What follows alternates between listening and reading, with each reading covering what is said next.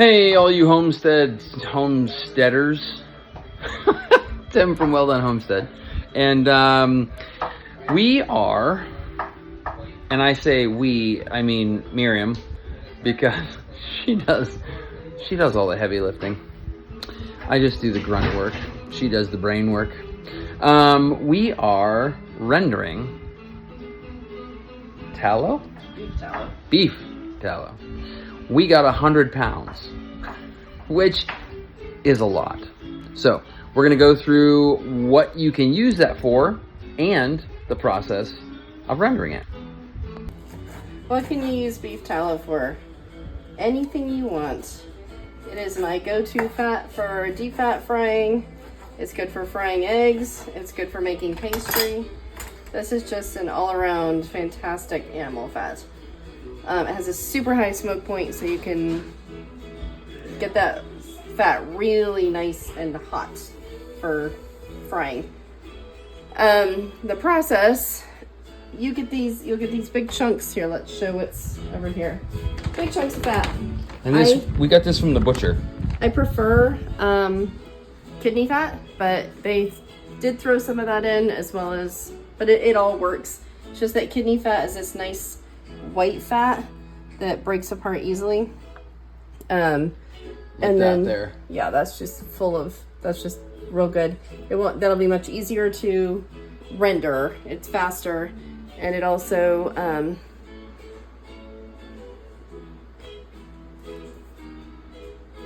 has fewer impurities. Sorry, my brain farted out. It's getting really late. Over here, you can see that we're rendering the other fat. It looks a little different. It's got the pink hue to it rather than the white. Try to cut out colored. I try to cut out any meat, just because it will affect the final taste somewhat. You don't want it. This is done properly without cooking it. So what the goal is to just do it on the lowest possible heat until it all melts, and then you can strain out any of the impurities like skin or meat or anything else that happened to be in there.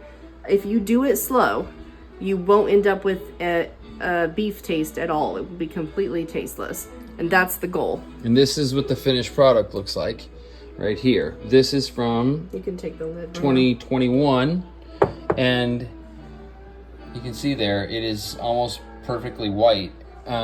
This is what we use to cook our eggs with instead of using butter, because butter is really expensive. And this, honestly, if you were to buy like actual rendered tallow, it's pretty expensive as well. That's part of the reason why we do this for ourselves, because it saves a lot of money. So, but yeah, it's a process. You can put the fat right in the pan in big chunks, but it's going to increase your rendering time significantly. So I take the time at the beginning to go ahead and cut it up into smaller chunks. And then once it's all liquid, then what do you do? Once it's all liquid, then I put it through a cheesecloth and a strainer, and then put it in the refrigerator. What will happen is, if there's any water still left, as it'll solidify in the refrigerator, any water and impurities will go right to the bottom. I take that whole chunk right out, get off the water, get off the impurities, and then I heat it a second time, just till it's melted, and then run it and strain it through again, because I don't want anything but just pure white tallow. Yeah. And it actually seals itself. It seals itself as it cools. You put it in your jars, your canning jars, put the lid on, put a ring on. As it cools, it'll actually pull that little button down and seal itself. And like I said, that jar there that I showed you is from 2021, and it's good. It's like shelf stable. We didn't put it in the fridge. We just put it in with the other canning stuff. Rendered properly, it shouldn't go rancid for a very long time, years even.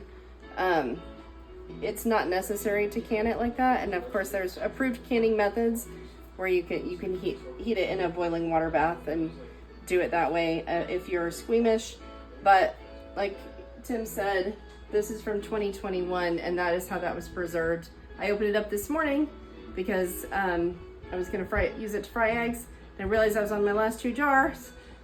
It's perfectly, it's just like the day I put it in there. Of course, when I said to Tim this morning, I only have 1 more jar of tallow left after this. He is a problem solver. He immediately contacted his butcher friend and hooked me up with 100 pounds of fat. So that is why I am here sweating at 9:34 at night. But hey, we get her done. And we won't have to do this again for, ever. A couple years. So this pan is actually kind of a pan of like scraps and stuff, but you can see got super hot, melted it, and we're running it through cheesecloth.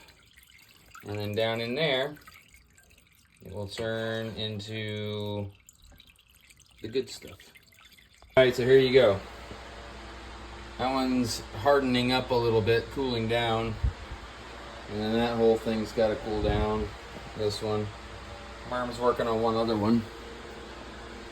Pretty good stuff. There you go. Stay prepared.